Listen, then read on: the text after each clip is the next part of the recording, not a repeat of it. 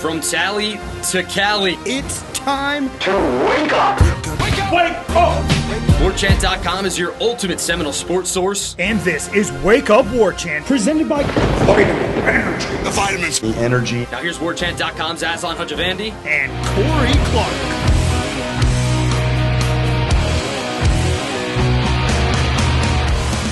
Wake up! It's Wake Up Warchant presented by Vitamin Energy. Coming up on today's show, you guys want us to pick a side, Tony or Gus, who's more responsible for the success through 2 weeks.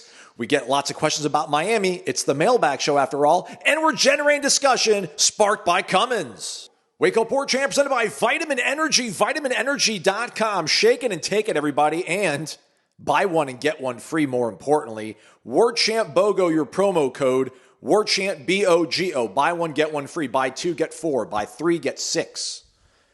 Buy 77, what was it again, Corey? 154. My goodness.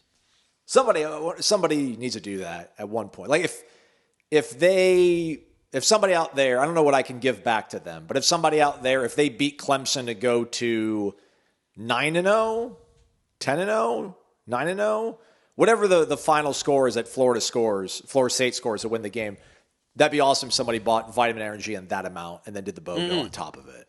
Yeah, amen, but brother. Not my money, though, but it'd be funny. It'd be cool. Maybe you'd be featured on the program.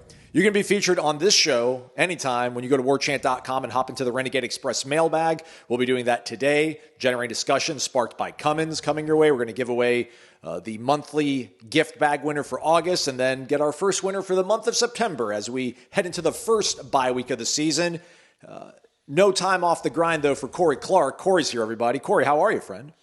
I'm wonderful, Aslan. Thank you so much for asking. All right. So, hey, we scheduled our recording around your busy life that you have. And actually, that sounds like sarcastic. And it's actually me that keeps delaying everything. But you're back in Tallahassee. You've had a house in Tallahassee for a minute, but you're looking to possibly upgrade or at least get a house that feels like our house, I guess, with your new wife, right? Yeah. This was the house that Shanna and I bought when Brady was inside of Shanna. And here we are. He's a senior in high school. I was probably not phrased great, but guys, she was carrying Brady. Better, much better. I feel like she would have been like 5 months pregnant when we bought the house. It's crazy how time flies, man. Thinking about, like, I'm looking in the room right now where Brady was like learning to walk. Like the room where we could we put the little barriers up so he couldn't crawl everywhere, and he would just try to stand up and climb over the little fence, and that's kind of how he learned to walk. And now he's 17, learning to do Lord knows what.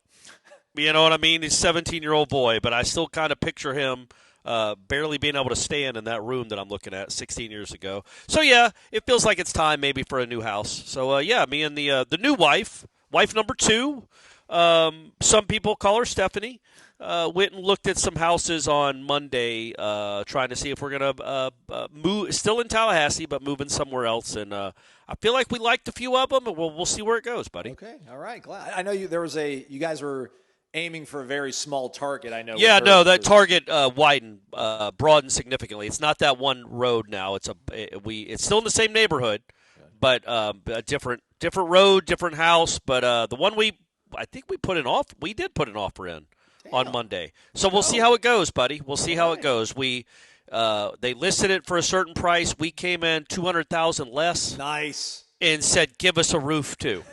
So we'll say, hey, it's a buyer's market, right, baby? It's a buyer's market. So we'll see what they say. My brother and his girlfriend put an offer on a house, and it had been sitting for like a long time. And I think they might have gone close to 50 under asking. And then the seller counter-offered them $1,000 under that. And my brother was like, That's I'm serious. not too mad at the guy, but he can go blank himself. I'm like, yeah. Yeah. He's not really serious about selling the house right now, then, which is fine. Maybe the market will tick back up. Yeah. Well, I think it's, again, we'll move on to talking about sports. It's just, it's not 2021 out there, everybody. So, And you know what? Life is a negotiation. Life is a negotiation. It is. Hey, let's start off with the mailbag. Let's go to our guy, Get Down Black. Leroy, it's been a long time since we've heard from him. What's up, Ashman and Sea-Dog? Wake up. It's been a while. LOL. I'm over my 2024 depression thanks to that Bama beatdown. 2 questions. Do you believe Mike Norvell shutting down media access to the public shutting down media practice and open practices to the public has anything to do with the success we're having. Yes, I know this team is playing with a different identity and confidence. It seems no matter who we played, every team we played last season was extremely prepared. I feel like we might have been spied on. What do you think? And 2, do you think Squirrel and Deuce will be a better combo than Keon and Johnny once Squirrel is healthy? Second part first, no.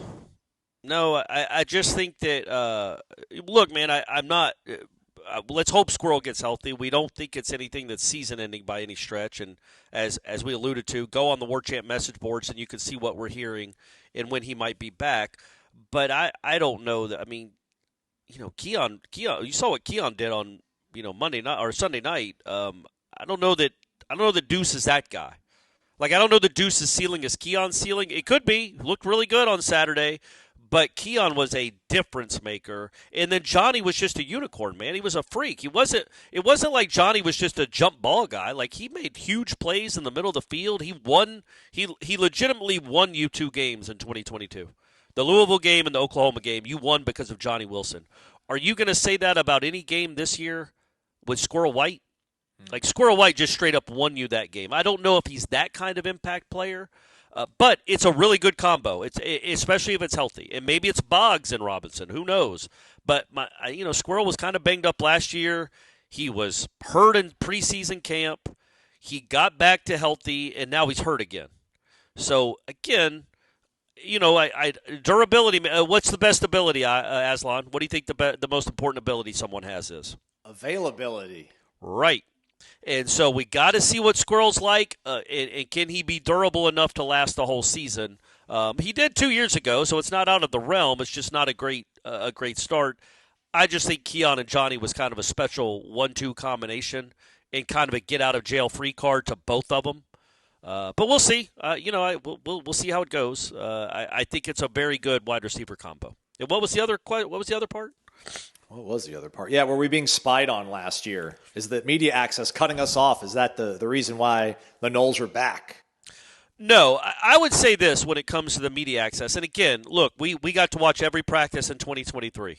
Why didn't Duke spy on him? Why didn't Miami spy on him that year, or Florida? You know what I mean? Like, the media access, I don't think really plays much of a part at all. I really don't. It doesn't. I mean, they won 19 games in a row with us being able to watch every practice. And then we watched every practice last year, and it was 2-10. So I don't think there's a lot of correlation. But correlation does not equal causation here. If it did, then we should get credit for being able to lead them to 19 straight wins because we watched all those weeks too. With a new staff, though, and a whole bunch of new players, and you probably have an offensive coordinator, maybe a defensive coordinator too, I don't want to put it all on Gus, that is leery of people over his shoulder watching him practice and watching calls and maybe not trusting. He doesn't know us. Trusting the media to not divulge information. We don't. We're not giving away secrets to Alabama or, whoever, East Texas A&M. I wonder if it would have mattered, Aslan, if we had charted every single play the Florida State offense ran in practice and faxed it. That's right. It's still the 90s. Faxed it over to East Texas A&M. Would it have mattered? Don't think so. Probably not. They still probably went comfortably. But what I was going to say is one of the benefits of closing it down like that, I think, is that maybe expectations were – because I feel like if we'd have seen that team practice, we'd have been like, that looks pretty good maybe. That looks pretty good. This defense is different. Maybe it puts a little – like it was pretty cool to go to the Alabama game with no expectations. Nobody knew anything. And you kind of surprise some people. And maybe the surprise, the element of surprise, or just the expectations would have been ramped up a little more if we're telling everybody each day, hey, man, this defense flies around. Earl Little is really good. And Tommy can put it on these guys. Deuce can run. Deuce can move. I just think Jalen Lucas is going to be a factor. Like all that, I think, being a little more under wraps might have benefited them in preseason with a new staff and a whole new roster. Right now, I don't think it matters at all right now. Like, if we started watching practice again, if he just opened it up, as long as we're not telling you trick plays they're running, what difference does it make? It's all going to be on film, just like it was in 23. So it being open now, I don't think means anything. But maybe I could see the scenario where shutting it down and keeping expectations completely limited to what we're hearing from people that are there. And also, I will say this, usually, and I heard this from multiple people, Norvell's going to let the big money boosters, the people that essentially pay his salary and pay for all the shiny toys he gets to play with in the stadium and in the football facility, he'll let them come to practices. They're open. Well, I heard from two different pretty big-time boosters that the week of the week leading up to the Alabama game, they had been told they'd be allowed to come watch a practice, and then Norvell shut it down and said, no, nobody's coming to our practices. That's how big that game was, and that's how important it was, and that probably is a little bit of paranoia or concern about, well, who are they going to tell are they going to tell somebody about this trick play? So yeah, again, no, I don't think it matters. I think it probably makes the new coaches a little more comfortable because Gus Malzahn is not used to people probably watching his practices. I don't think Tony White is either. Probably made them a little more comfortable in the short term to not have the media there watching practice. I hope that changes, but I doubt it will because why would it change now? And I just think maybe that was part of the reason maybe that was part of the deal that Gus and Tony signed. Is we're not going to have those stupid media folks watching and telling people how we coach. Yeah, not much to add on that. There was many different places I could have pivoted to. Pivot. Let's go to this one. I know you said you didn't want to give all the praise or all the credit to Gus Malzahn. So Greenville says, I got to admit I was wrong for not jumping on the Gus bus. That leads me to my question. Which new coach do you believe has had the greatest impact on the team? He thinks Coach White. Defense flying around, playing with violence and a swag we have not seen in a team in quite a while. I also love to watch his interviews and how impressive he is. Thanks for all you do to keep us informed and entertained. I would agree with him, Corey. Let me go real quick, if you don't mind, since you went 8 minutes on the last one. Hey, shut up. But not to take anything away from Gus Malzahn, but this offensive line, Deuce, Squirrel, Randy Pittman, Tommy Castellanos. Now, listen, are they all here if Gus isn't here? I don't know, but let's just say they are. I don't know, man. I think Mike might have been able to dial up some stuff and maybe beat Alabama, but I think without Tony White, that defense isn't playing that good without Tony White. Nowhere near even close to it. And I'm not saying that Norvell would be just a touch below Gus. It might be like a whole notch, a whole step. But whoever would be here instead of Tony White, this defense, I think, would be playing 2-3 steps below that. Yeah, look, I think it's the combination of White and Knighton, personally, that has just kind of, resurrected that defense. So, yes, I would give him – but, yes, I think White has had the bigger impact overall. It's marginal because they've both been really good so far through 2 games.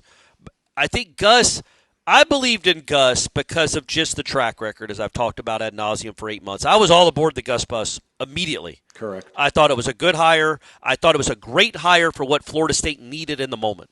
A adult, competent offensive coach that can produce good offenses and great rushing attacks. And through 2 games, it's only 2, that's borne out. He is what I thought he was. And he got some good players to work with. But I just feel like he was always going to find a way to put together a competent offense. And Tommy being with Gus, that's a great combination, blah, blah. But Tony White, I think it's about a mindset and a personality that I think permeates the entire team. Like, you listen to him talk, and he talked about he said this on Sunday, when you fill guys with confidence, tell them how good they can be, preach the work, reward them for the work, they will run through a brick wall for you. Not to a brick wall like Aslan will, but through it. He said that on Sunday. And now he wasn't referencing himself, but it might have come when I asked him, is he surprised where they are right now? When he looked at the roster in January, did he think it could look like this? Like through 2 games, it would look like this. And it was an insightful, probably 3 or 4 minute answer about what he expected when he got here, what he thought they had on defense. But he's like, I looked around, I was like, they had defensive linemen that could move, big guys, rangy. They had DBs that could really swivel their hips and run, that were long. There was everything you needed, but he didn't say it in so many words, but there was a mindset that was missing. And I think that's kind of what he's brought. And I want to give Terrence Knighton credit for that. All the defensive coaches, Papuchis, Cooper, all the guys that are on that side of the ball, Zach Arnett, Ernie Sims, like all these guys that are part of the staff. I just think they've dialed into something that really, really matters. It matters for every good college football team, but maybe even more so in this age where it is so transactional. It is so people move mercenary, players move from place to place to place. To buy into playing as hard as you absolutely can and for each other is something that I think that Tony White has really instilled, and I think that's probably permeated the entire team, not just the defense. So I'll give him I'll say he's been a little more important than Gus. All right, let's give Gus his flowers now. Summit 2001. I know he's had some talented offenses in the past at Auburn. I know quite a few of the players on the team are not quite proven yet, but just from an overall talent standpoint, could this be the most talented team Gus Malzahn has had in his career? 6 offensive linemen with great size and experience. Tommy, maybe the most dynamic runner, and at a stage in his career where he looks to make good decisions with his arm and his mobility and his health-wise. Just starting 3 receivers. That's what I would say right there to Summit 2001. I don't know if he's got the level of running backs he's been accustomed to in the past, but I think Tommy might be able to spin it a little bit better than Nick Marshall, but I know he's never had Squirrel and Deuce. Yeah. Darvin Adams might have been the only guy that played receiver at Auburn that got drafted, and he was on the Cam Newton team. So I don't even know when he was a head coach if any of his receivers got drafted. So I think that'd be the biggest thing. But on the whole, Corey, what do you think? Could this be the most talented team Gus's? Well, actually, we're going to do coordinating, though, right? He's not a head coach, a coordinator. Maybe. Oh, Cam isn't the whole team. You're not in any team with college Cam Newton as its quarterback. But he's just one guy. I know, but it was more than that, right? Like he was the best player on the planet in college football, and he changed everything. He only got him for a year, but that guy was, like a Tim Tebow that could throw.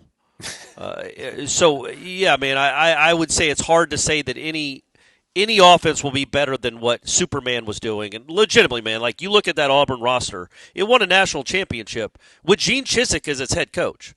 And it wasn't like you just mentioned, it wasn't loaded with NFL players. And the defense wasn't loaded either. That was Cam Newton, man. Like Jameis got to throw to Kelvin and Rashad and hand off to Devontae and throw it to Nick O'Leary, and he had Jernigan and LaMarcus on the other side. Cam Newton didn't have that. So I think that Cam Newton is such a wow factor. It's hard to say. But maybe in totality, when you talk about the different kinds of weapons he has, I don't know that he's had one that maybe could be this versatile. Where it not versatile as in they're going to throw it for 500 yards one game and run for 500 yards the next game. But as we mentioned, like you've got Danzy and Lucas. Those are just you don't even really think about those guys, and they've made some enormous plays already through 2 weeks of the season, and they're game changers. Obviously, Deuce is a game changer, and Castellano. I guess I'd say he's got more big play game changer types. When you throw in Squirrel when he's healthy. Danzy, Lucas, Deuce, Tommy as a quarterback, and Tommy absolutely throws it better than Nick Marshall did. I think you got to say it's close. That 13 offense was no joke with Nick Marshall running it and Trey Mason, and I think they did have Sammy Coates. Maybe was the wide receiver. Good call. Yeah, was an NFL player. I think Sammy. Yeah, you're right. And they had a top 10 pick at offensive tackle. So that was a very good. And they ran for. I mean, they won the SEC championship game and ran for like 500 yards. So he's had some really, really good offenses. I just like the amount of playmakers they have, and we haven't even mentioned Randy Pittman yet, who I think is an NFL player. Probably he's not going to have the height that they want out of a tight end, but when you're looking for football players, man, Randy Pittman is a flippin' football player. The fact that he played against Alabama with some stuff going on in his knee, apparently, played like he played. Mm-hmm. You're not telling me that like the Eagles aren't going to be fired up to get a chance to draft a guy like that? But we'd love to draft him. We love everything about him, but he's only 6'1.5". So next, like, come on, man! Like you, those are the guys that make teams go. So yes, I think this I don't know. I would never say it's the most talented 2 games into a season. You really like the way it projects with all the weapons. And Castellanos is the wild card out of the whole thing. Because he's looked pretty darn good throwing it so far. Corner Pocket Bar and Grill, established in 2006. It is Tallahassee's best locally owned and operated sports bar. Delicious food, ice-cold drinks, reasonably priced ice-cold drinks, TVs everywhere. There's even a patio outside. I think the weather this weekend might be begging for some people to watch other football games outside, outdoors, Corey. Hey, by the way, I want to – so our friend Matt Lasser – I shouldn't say our friend, our coworker Matt Lasser. Well, he's our friend too. Yeah, but he's been – he also works with us. Yeah.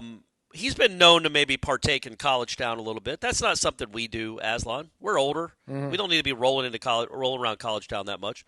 But the difference in drink prices from College Town to Corner Pocket is enough for all you young folks to come to Corner Pocket, even if it's just a pregame. Yeah. You're saving yourself tons of money. Even with the Uber charge. You're right. Yeah, exactly right. Because they're reasonably priced, and you don't have to pay a cover either. You can just roll right in. So go to College Town at midnight if you want. That's fine. Pre-game at Corner Pocket and watch some football. And as a college football fan on a Saturday and a Friday, there's games on Friday. I think there's games on Thursday too, an ACC game on Thursday, I think. Those will be on at Corner Pocket. Don't know if they will be in College Town, but they will be in Corner Pocket. I love when I don't have to sell it. Corner Pocket Bar and Grill, everybody. CPTallybar.com, the website, 2475 Appalachia Parkway. We're back. It's Wake Up Warchant, presented by Vitamin Energy, vitaminenergy.com. Let's give some stuff away, Corey. I think it's about that time of the show. We should get to seeing what's generating discussion. We got a bunch of questions that are kind of like, they're all tangentially related. Okay. Is that a thing? Can it be tangentially related? Sure.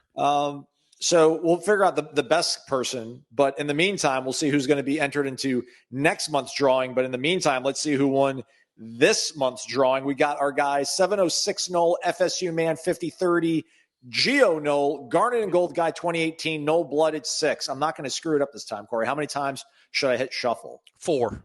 Ooh. 1, 2, 3, 4. Let's spin the wheel.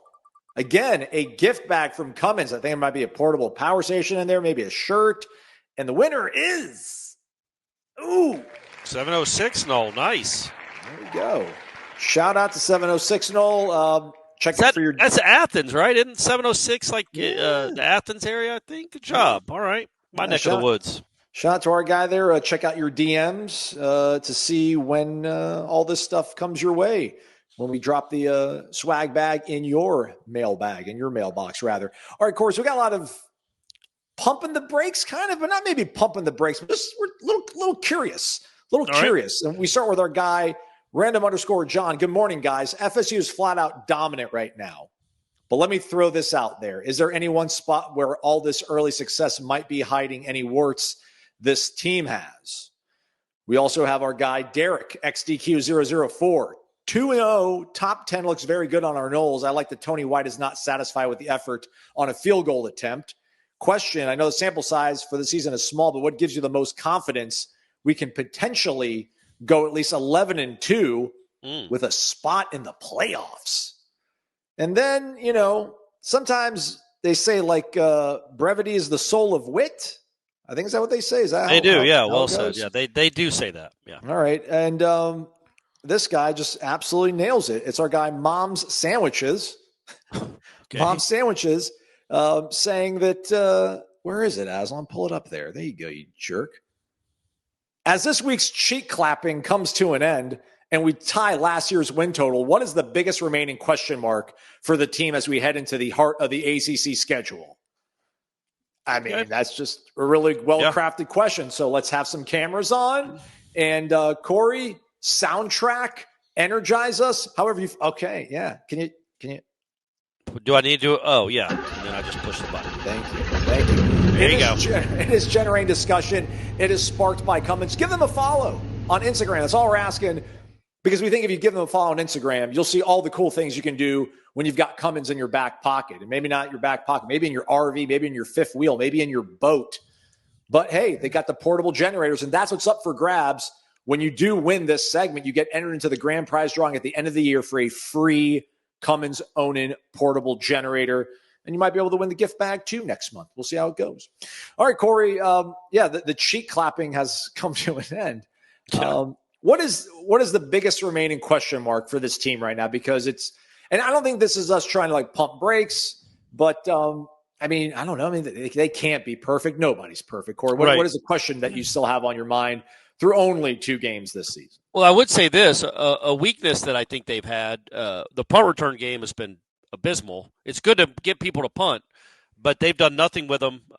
They barely field them. They got one of their guys hurt. The other guy gave Alabama the ball at midfield. Like, they've got to figure out something on the punt return game, even if it's just a fair catch everything. But, that's kind of, picking at nits, really. I think the one biggest question mark I have still is when you have to throw it, can you throw it? It's easy to throw when you got a lead. It's easier to throw when you've established the run. It's easier to throw when you're dictating the terms of when you get to throw it. But if you're down by 6 and there's a minute 1:08 on the clock, you've got guys that can go make plays. Can you throw it when you this passing offense? Can you get it done when you absolutely have to get it done, and they know you're going to be throwing it? I think for me, it's more like an esoteric thing. And this is the sad part of this sport. Like, if Alabama runs off a couple wins and Florida State stumbles, people are going to be like, well, Alabama didn't find their way until later in the season. They both played now, blah, blah, blah. Of course, yeah. They did that with LSU for 2 years. I just think that what Kalen DeBoer said after that game, I'm just going to kind of carry around. I need to actually go listen to it because I saw the quote. I didn't actually hear it. We had opportunities there in the second half, but we gave them life. We gave them hope and confidence in the first half there. But when he talked about you can't give a team belief, and that's what we did. We gave them belief. I really think that Alabama thought after that opening drive, like, if we just go down there, do our thing, that team's going to roll over and it's going to be an easy win. And like as Florida State counterpunched. And then they absolutely just rained down haymakers on Alabama and whooped them. And that was an absolute dominating, no doubt win. Maybe Alabama found their groove now after being publicly shamed on the internet and every other corner of social media and such after that game. But just like Miami, Clemson, I think those teams, I don't think they're tougher than Florida State. I don't know if they're tougher than Alabama, but I don't think they will go into the game against Florida State thinking if we just put together one good drive, or we put together one good quarter, we will plant the seed of doubt in their head, and then it's all bets are off. We got this game wrapped up. So I'll be curious to see how this team responds. I guess a little bit to your point too, Corey, like when it is tight, third quarter, and maybe not everything is working and dialing up the way it has been in some of these earlier successful games. So to see how they kind of respond to adversity, Also, and I think this goes along with that. Well, how are they going to play on the road? Like that's a really good side of that's a side of a great team is how well they play on the road. This first 5 weeks they play one road game, and then they come back. They start out with 3 home games, 1 road game, and then 2 more home games. So they'll have played half their schedule and played 1 game on the road. So I want to see what it looks like on the road. Can they take this? And I think they will, but I don't know that. That's a question mark. I don't know how they're going to play on the road. Every team is different. I think it helps when you talk about the belief, and you have to believe when you're on the road too, obviously. When you have a quarterback that, as I said in yesterday's show, and I'll probably say the whole season, as long as he stays healthy, is when you have a quarterback that thinks he's the best player in the country, that instills confidence in everyone. Like, he has belief. Whether it's crazy that Kalen DeBoer would have thought that we gave them belief, like, because we didn't step on their throat early. It's like, man, Tommy Castellanos is always going to believe. He didn't care. He wasn't surprised that they went and scored touchdowns on their first 2 drives. That's what he thinks he is. He thinks he's that guy. And he thinks he's on a good football team. And I think these guys are a good football team now. Like, it was nice that they scored right away to put proof into the concept that Gus is a good coach and they're a good team. That helped. But I think they were always going to believe with Gus as their OC and with Tommy as their quarterback.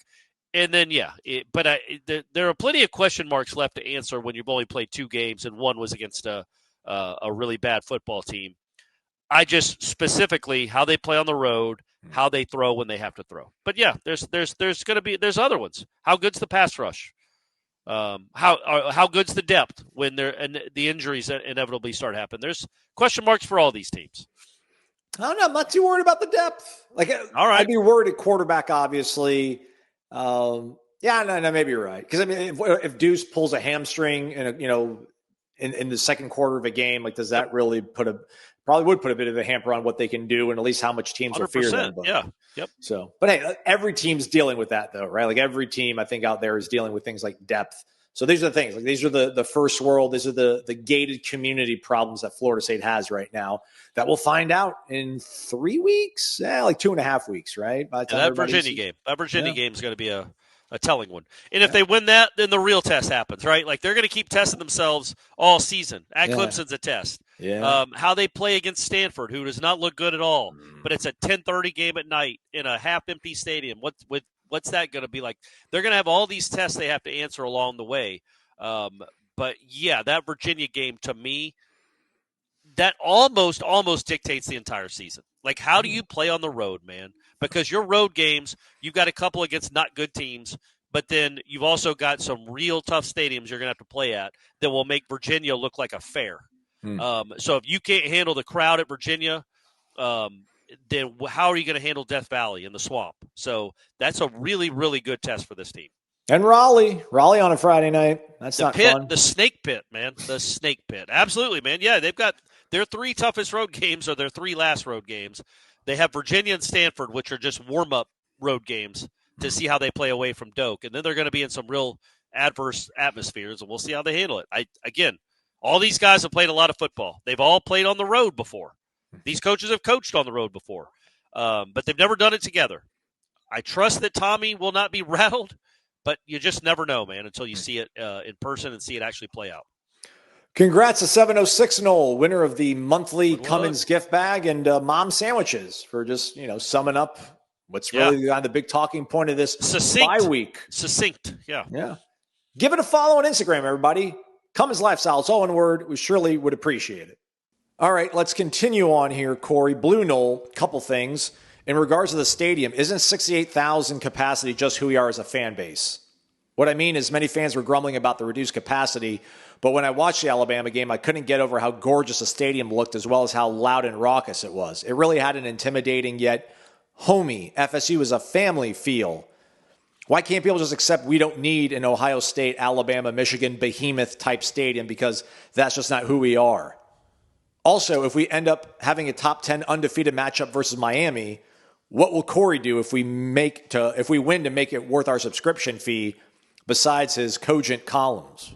Oh, that's fair. Cogent. That's a great word. Great adjective. And then also our guy Bennett Knoll, real quick, Corey. He's been away for a while, but glad to be back. If the status quo stays the same and Florida State Miami are undefeated when they meet in a few weeks, will FSU be a home underdog or will they be favored to win? Oh, I would think they'd be favored at this point, but I think it'll be if they're undefeated, I'm saying, it'll be a small spread. Look, unless Miami beats USF and Florida by 40 points each, I would think that's going to be a very narrow very narrow spread either way. As far as what I'll do if they win, again, I don't want to jinx it and come up with a plan because if I come up with a plan, they're not going to win. But I will figure something out. Maybe I'll eat grass. Is that something people do to celebrate? Is that why the snub happened, Corey? Were you starting to think about what you would do? Like you were making plans for the national title game? Is that why we got snubbed ultimately? Like you jinxed it? No, I think the committee was full of a bunch of idiots. I think that was the main reason. But I will come up with something. I'll have something going on, even if it's just to wear a do-rag or something, like I did a few years ago when they beat Miami, or wear a I don't know. I don't remember you wearing a do-rag. I don't remember that at all. Yeah, I took my mask that I had to wear in the press box and turned it into a do-rag. Oh, nice. Maybe I'll wear a Ja'Cory Harris jersey. Do we have you still have yours, Aslan, or have you gotten rid of it? I traded it in for my Robert Marv jersey. Oh, right, all the greats. Kirby Freeman. By the way, Kirby Freeman led a 75-yard touchdown, unbelievably. I would say, I don't know. Like I got why they wanted to expand when they did. It's like you're the best program in the country. You should have a stadium that rivals these Big Ten behemoths in the SEC behemoths that all have 80, 90, 100,000. But when you really think about it, I don't dispute the notion that, like, it's not small time. That's what I want to distinguish here. It's not that Florida State is a small time program by any stretch. Again, there's two programs in the country that have won more national titles in the last 50 years. So maybe three, not many though. I would say just Alabama and Miami. If you want to go back to 1983, let's start with Miami's first. Okay. Who's won more national titles than Florida State? So Miami won 5. Alabama. Yeah. I feel like that's it, right? Yeah, I mean, LSU and Florida, I think, have each had 3, which is tied. Ohio State's had 2, maybe 3, 2 or 3. No, they had one with Tressel, one with Urban, one with Ryan Day, so they've got 3. 3. Yeah. So, yeah, there you go. USC, 3, right? I think just 2. No, I won 2 with Pete Carroll. I wasn't sure if they won 2 or 3. So, again, remember your place in the pantheon of college football. There's 2 programs that have won more than you in the last 4 national championships in the last 42 years, and one hasn't even won the ACC since it entered the conference 2 flipping decades ago. So Florida State is a big time program. But yeah, it kind of made its bones and it was cool to be like the little upstart in the 80s. Wasn't the state school, wasn't the state university, Miami had already won a national championship, Florida was Florida. Here comes little old Florida State where they wor fun to watch. They always had fun offenses. Bobby Bowden was an innovator, but they never really won anything. They would always go, 7-4, 8-3, and then they become the best program in the country. But they did it with the erector set in 60,000. They didn't care what that stadium looked like. They just wanted to be loud, and it was a Saturday night, and they had the spirit thing lighting up every time the crowd got loud. And they were cool with that, because look how badass we are, even with not all the resources and facilities that these other schools have. And then they tried to catch up. They do have a great stadium. It is a beautiful stadium, and maybe they added a little too much. I am with you. As long as it can be as loud as it's been, what's the point? 70,000 is fine. 70,000 is fine. And I feel like, not for every game, but I guarantee you Georgia against Austin Peay might have liked to have 18 less thousand seats. You're not selling out 100. Tennessee this week, yeah, sure. There'll be 100. But I don't know, is it going to be that much louder? Could it be that much louder than Florida State and Alabama was? I don't think so. So, yeah, 70,000 to me is perfect. I don't think people think like Packers fans are small time because their stadium only seats, I would guess Lambeau seats somewhere like 60. So, just stay ahead of Lambeau. It will be interesting to see just how tough of a ticket the Miami game is because, listen, I think there was like 3 different people I knew that were giving away tickets to the Alabama game. Because that ain't happening for this one. Yeah, so at that point, then maybe as a fan, the 68,000 will be a bit annoying because you want to be in that stadium and you just can't afford it or you can't find a ticket. Period. But if Miami ekes out a win, I love you folks, but I don't think if there was 7,000 extra fans in there, I don't think it would have changed the tide of the football game. But my bad. Lambeau has 81,000. Yeah, that's ridiculous. Get it together, Green Bay. Soldier Field is 61.5. Yeah, like SoFi, I think, is probably like in the 60s too. Yeah, so Ford Field, where the Lions play, is 65. Yeah. I guess AT&T, is that Dallas? Yep. They're only 80. Yeah, I mean, we'll see when all of these college teams have to do what Florida State is doing, which is do the whole personal seat license stuff, right? Yeah, man. Like when they all start doing that, Florida's going to do it. Florida's going to lose seating in the Swamp because they're getting luxury seating. You probably will look more like an NFL stadium and probably be like in the 60s, and that's fine. Hey, we haven't talked about it yet, though, but shout out to the fans and the students and everybody that showed up last Saturday. That place was slammed. That place was packed at kickoff. Halftime, I get it. Oh, yeah. But when we looked up at kickoff, because it was a slow-moving crowd. It was a noon game, and it was a late-arriving crowd. But I remember Ira pointed it out. I was like, this is a pretty good crowd. You looked over at that section. I don't know if it's the east or west, guys. I don't know my directions. The section we can see, which is behind the visitors' sideline, looked almost full, like really, really full. Much more full than you would have thought an East Texas A&M game would have. I'm going to imagine Kent State, 3:30 p.m. kick, by the way, will also be mostly to probably completely full. And then, yes, the Miami game, win or lose, the Miami game is going to be a madhouse. The east side is what we see from the press box. West side is directly below us. Okay, well, there we go. Which is crazy because the stadium isn't like a perfectly, like technically, in my opinion, man, when people are like the east side, to me, that's more north. But whatever. I'll say this on StubHub right now, the cheapest ticket to get in to the game is $312 a ticket. Not too shabby. For Miami. Not too shabby. Kent State's a little, yeah, man. They're going fast. There's somebody trying to sell a sideline club ticket. They have 6 of them for $4,000 each. Okay. Right. Good luck. Good luck, everyone. Nole Dad for life with a possible top 10 showdown in Doak looming on the horizon. It's got me thinking about the Florida State-Miami rivalry. If you could compile an all-time FSU versus all-time Miami game, would anyone from 2023 or this team make the starting lineup? And for the sake of argument, let's say that everybody on this team lives up to their full potential. What a question. No, I mean, like that. Yeah. I know. Like, okay, Earl Little's been awesome. Yeah. He might be great. Who is he going to play in front of LaMarcus or like Derek Gibson, or name a safety that was drafted in the first round? I know LaMarcus wasn't, but I don't know that I'm ready to put Earl Little ahead of LaMarcus, and Earl Little's been, I think, your best player on defense. Is Darrell Jackson going to play in front of Darnell Dockett or Travis Johnson or Broderick Bunkley? No. No. And I think this team could be really good, but as I was just talking about, when you've had the success that Florida State has had for the better part of 4.5 decades, you've had some incredible football players. And what about Deuce? What about Keon? Could Deuce be a guy? Like Keon and P-Dub? Oh, he said 2023 too. I was literally just thinking of this team. Yeah. Keon maybe. Keon, he's in the ballpark.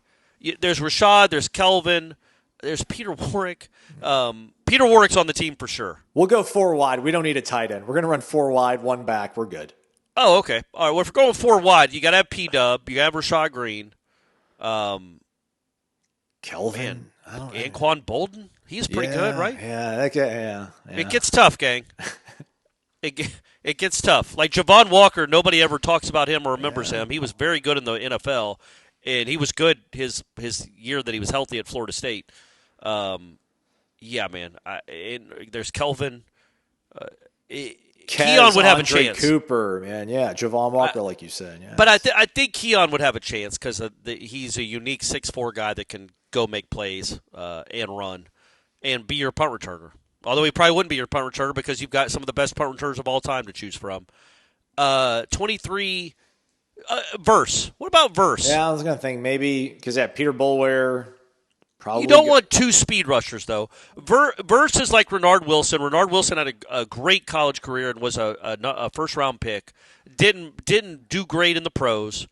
Boulware was the speed rush. Renard Wilson was the bull rush, strong as an ox guy on the other side that also had some speed too. But man, I think Jared Verse might be like Renard Wilson, but just better.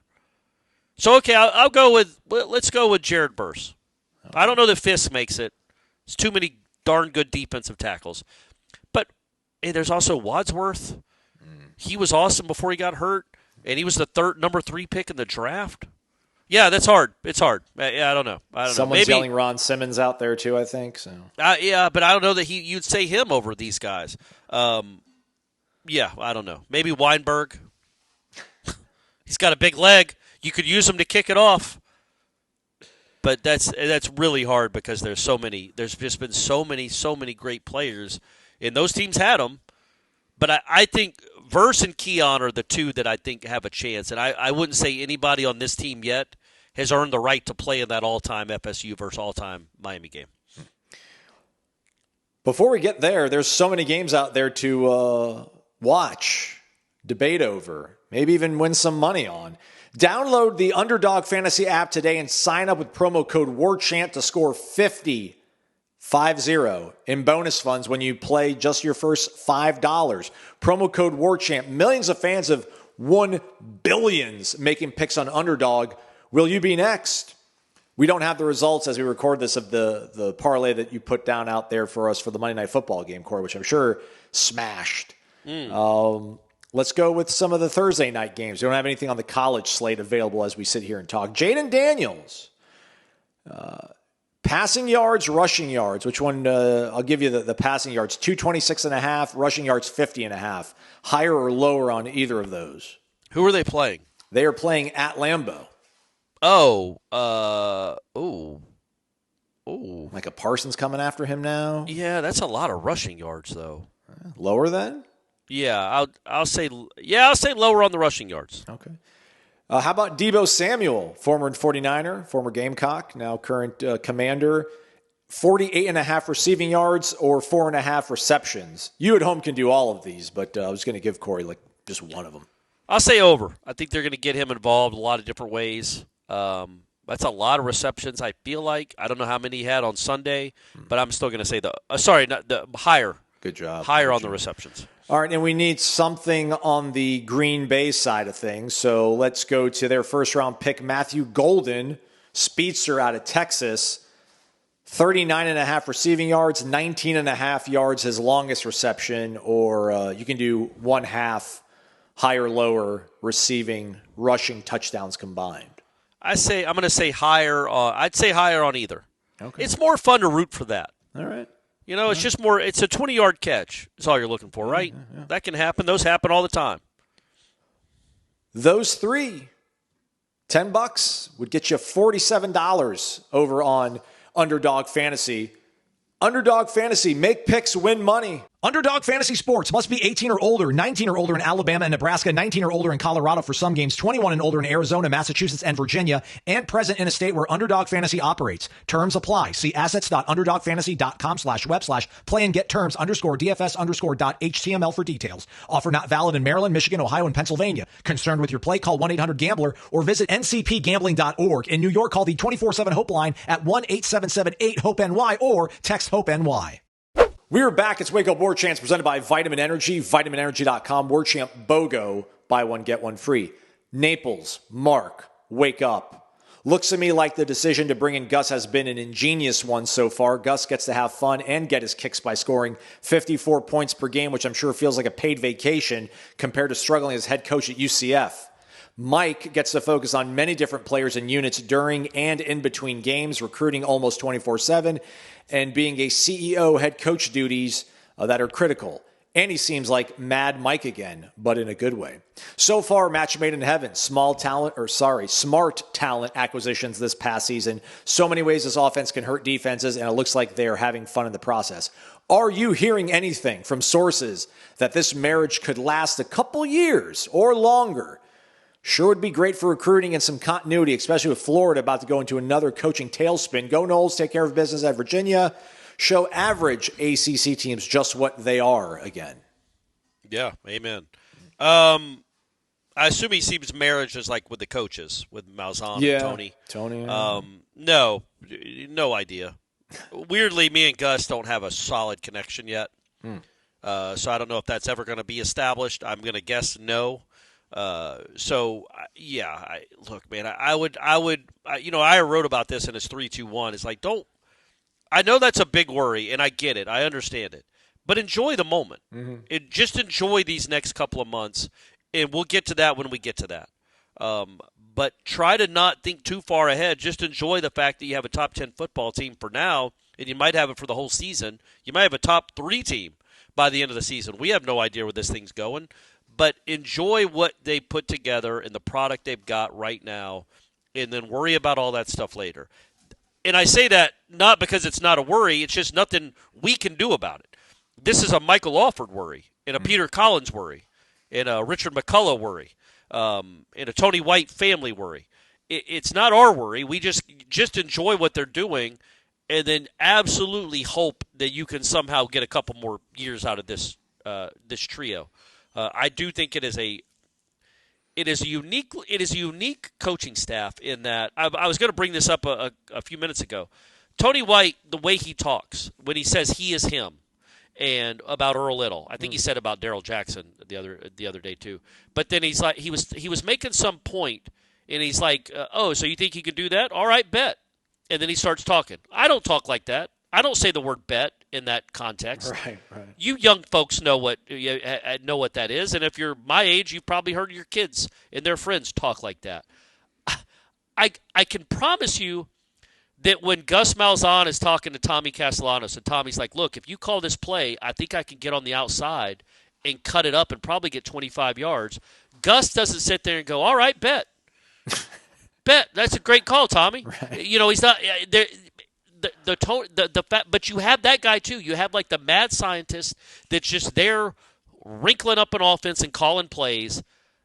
I don't know if he's a lovable dude. I don't know if they run through a brick wall for that guy, but it doesn't matter because they play really hard, and they're all trying to go score points and catch footballs, and he puts them in a good position to do that.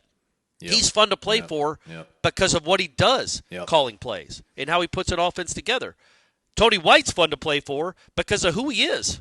He's also got a fun defense, too. I think that defense is probably a lot of fun to play in. But he's also a dude that can really – that I feel like as a player you'd love to play for somebody like that. And then you have Norvell overseeing it all, who is obviously a one-of-one in the way he communicates. It is a pretty remarkably put-together staff if you're talking about the three heads at the top. It would be really, really interesting to see where it could go. And I know this is a pipe dream and it's not going to happen. If you gave it 3 to 5 years of these three guys. Because I absolutely, wholeheartedly trust in Gus Malzahn as a play caller and an evaluator of talent for his offense.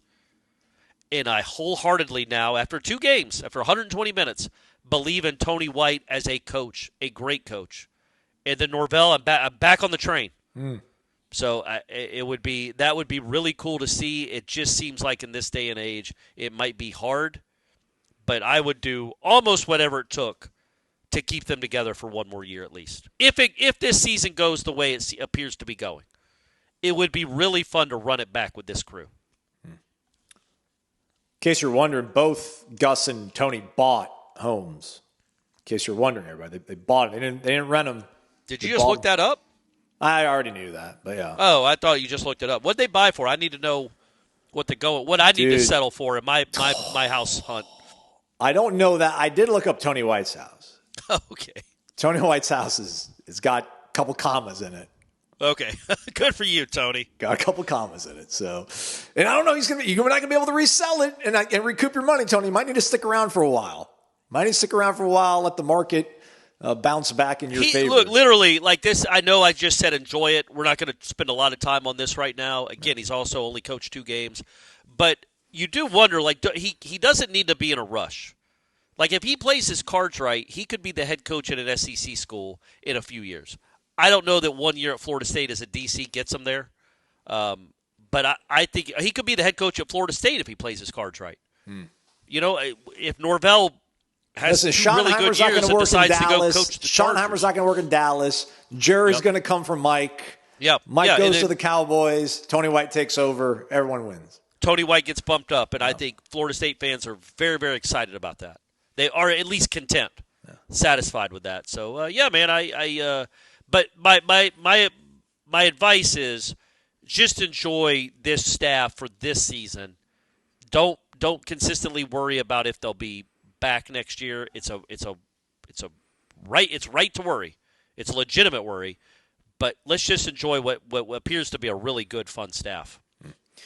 On that thought, Armchair Osceola, which by the way, this is no offense, this is why we gave our generating discussion winner his dub. I was all about brevity today, Corey, but Armchair Osceola's got a little bit of a ode for us.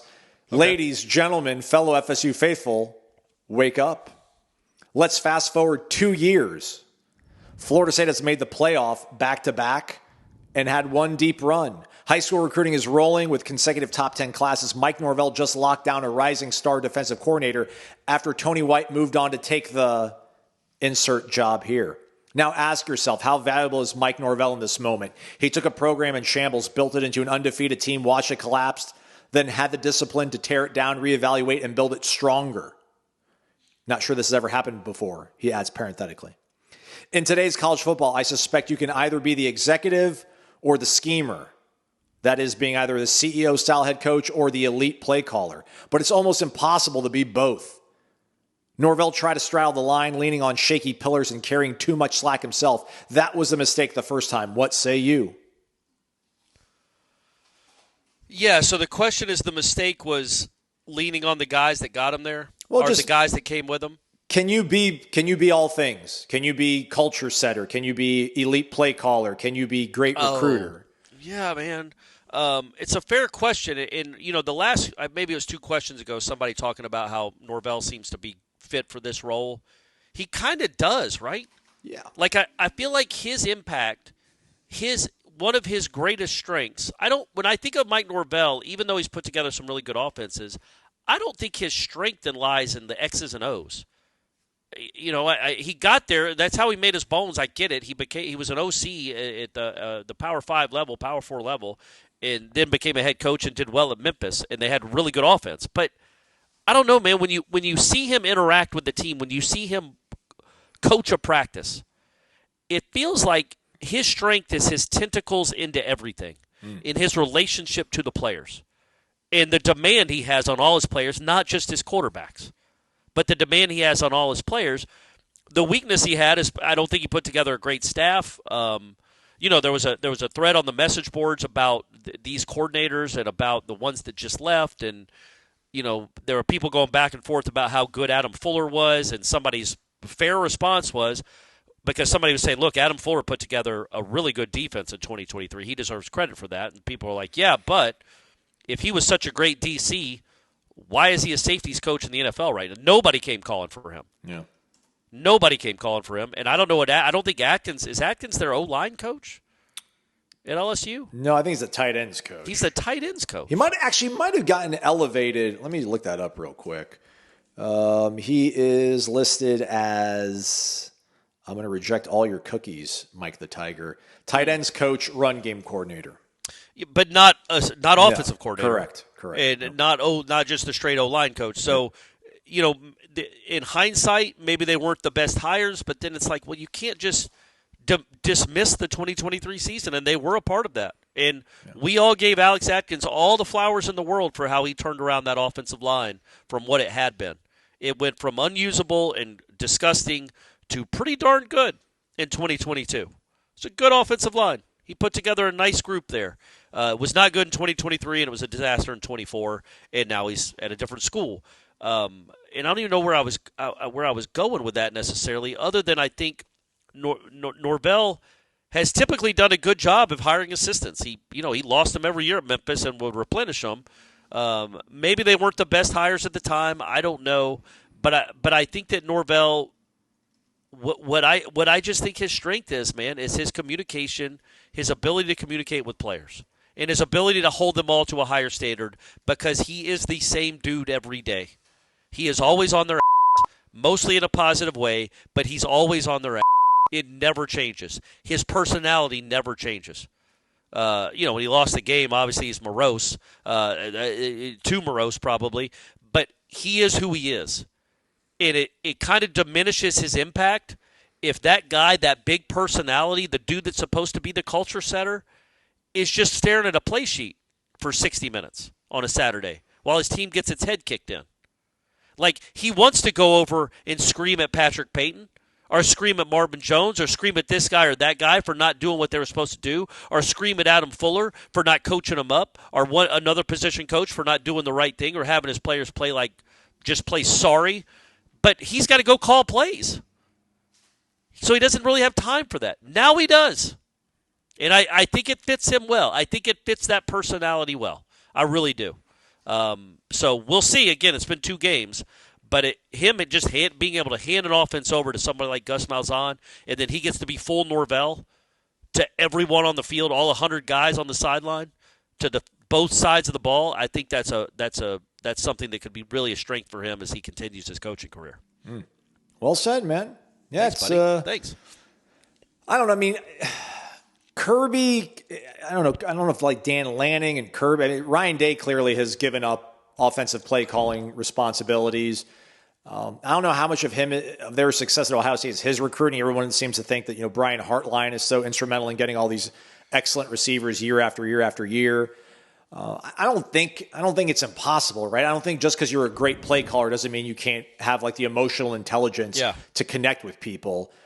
But to your point though, Corey, I just think that with the way this sport is right now, Mike's greatest asset probably is to get guys to buy in quickly enough. And this sounds crazy because, I mean, this is what they did last year, right? They turned over the entire roster, but he couldn't make those guys play hard, right? Yeah. Like, I mean, I don't know if they weren't talented enough, but they did not seem to play with a lot of effort. Also didn't have a lot of great leadership coming back from the year before. The guys that actually did stay, that played some, none of them turned out to be good leaders. That didn't help.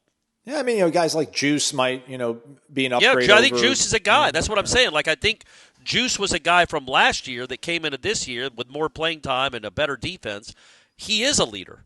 But he couldn't be a leader last year because he never played. Is he going to tell Patrick Payton to cut it out? Yeah. Or to get on Shaheem Brown? No. He didn't have that. Now I feel like he can take that place. He can be that guy.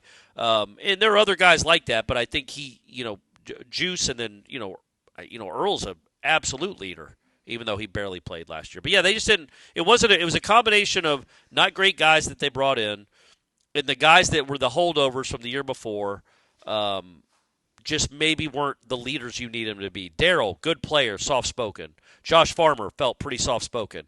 Patrick Payton didn't seem like he played hard all the time. Marvin Jones just might not be good. Shaheem, not the leader I was kind of hoping he would be. Azarie, soft-spoken, right? Like, very good player. Yeah. Fintrell, very soft-spoken. Like the guys that were the holdovers, and that's all on the defense. And then we all know the offensive line was very, very, very soft-spoken, and a quarterback that was soft-spoken. It was just not. It was not a team. It was a team that didn't have good leadership from holdovers or newcomers. I feel like this one has good leadership with both categories. Marvin Jones Jr. did not start against Michigan, but he graded out much better against Michigan than he did against Illinois State when he graded out at only 43.7 and started that one. How many snaps did he play? 27 against Michigan, 13 against Illinois State. All right, Marvin. Okay, 27. That means he's playing. Like, he's a part of the rotation at least, so good for him. And Patrick Payton has started both games at LSU. Played 39 snaps against Clemson, 26 against La Tech. So, okay, all right. I think they're all right there. I know Patrick Payton's one of the guys that I don't want to say it hurts or stings, but like they came in on the ground floor on that kid. He was 6'5", like not even 200 pounds maybe, and they built and developed him. And but yeah, just I think Tony White would have been able to maybe connect with him, but he decided to go elsewhere. Maybe, or there is a chance, because you and I both saw Patrick Payton in practice for 3 years. Yeah, there is a chance that Tony White would have kicked him off the team 2 practices in. That's it's possible. Not because he didn't try hard. He tried. He was too. I mean, he just. Let's just say there was some fracases. He was going tilt sometimes. Yeah, there was some emotions with Patrick Payton that he had to be calmed down a lot. And I don't know that Tony White and Terrence Knighton would have maybe put up with that necessarily, and would have been my way or the highway type of thing.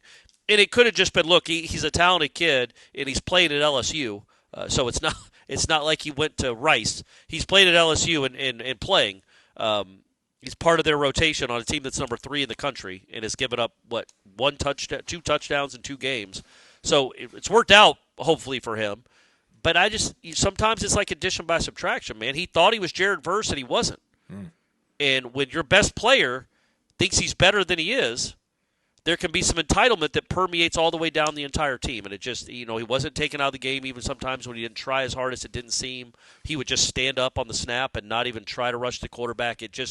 I don't know what was missing last year, but it was kind of like addition by subtraction to get just that personality off the team. But you're right. He could have been completely transformed with White and Knighton too. It could be addition by addition for LSU. Like, he might be a great addition to them, and it had just run its course at Florida State.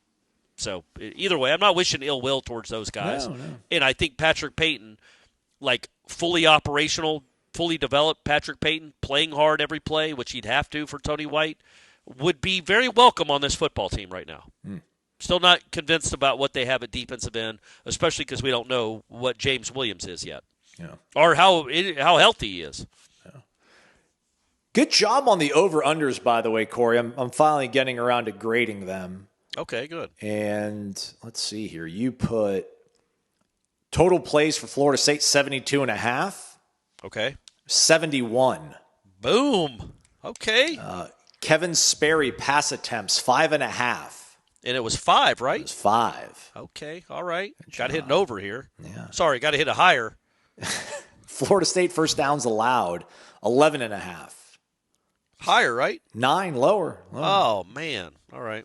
Yeah, so hey, that was good. Good job. They're good, but how how many punts do they field? So am I just going based off the stats of, like, there was 2 punt returns, one by Jalen, one by Squirrel, that were fielded, or was there a fair catch or two that I didn't see? No, well, those don't count as. I meant like actually returned, as in they ran with it forward. Okay. What did I put that number at? 2.5. And it was 2. It was 2. So it was close again, but again, it was lower. All right, there we go. We'll do that again next week for the Kent State game, which, by the way, is going to be kicking off at 3:30. Everybody buried the lead. 3:30 kickoff against Kent State. So we still don't know what the Miami kickoff's going to be. That might be one of those 6-day, 7-day option ones, because they probably want to make sure they got all their ducks in a row. Could be a big one. All right, are we doing Are we doing 5 shows this week, Corey? That's a good question. Maybe we should take a day off and then come back with a live show Wednesday. All right, yeah. Especially, yes, let's do that, because I do have to. I will be on the road on Tuesday after Seminole headlines. So if you want to listen to me, if you didn't get enough of me yammering, I will be on headlines with Ira and Jeff. So they at least, it's only 33% of me as opposed to 50%. Well, let's be honest. It's like, I feel like it's 69, 72% me. Why would my brain say that number first? I don't know, because Brady was inside Shanna 17 years ago, Corey. Maybe that's having a odd day, but why I'm a grown man, an old man, and that's the first number that came to my mind. It wasn't even as a joke. It's just that's the first one that popped up. Good times. Seminole headlines 1 to 3 o'clock. We'll do a live show for you folks Wednesday at 6 o'clock, and then get to the rest of these questions in the Renegade Express mailbag for the Friday. And we'll do the over-under next week. That'll be fun. Thanks for listening. Again, Seminole headlines 1 to 3 o'clock. warchant.com, around the clock. Subscribe, $1 for a week and a free year subscription to The Athletic. He's Corey. I'm Azon. Thanks for listening to Wake Up Warchant, presented by Vitamin Energy. VitaminEnergy.com. warchantbogo.